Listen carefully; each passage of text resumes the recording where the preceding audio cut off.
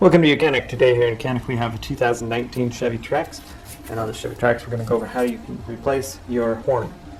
Say the horn isn't working anymore, and you've checked the fuse and it's not the fuse, you'll be able to replace your horn. And whether your bumper has been removed or you can reach up through the fender well, but if the bumper is removed, it's an easy time to replace. So we have an electric connector here that we just need to press up on the bottom of it.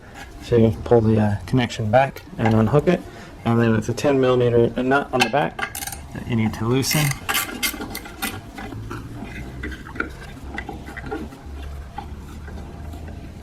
And be able to remove your horn.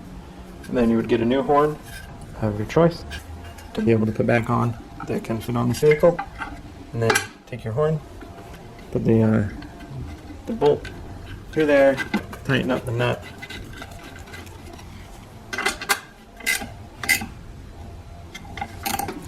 And then be able to rehook up your electric connector, and then go ahead and put your bumper back on, or your fender well, however you exit your horn.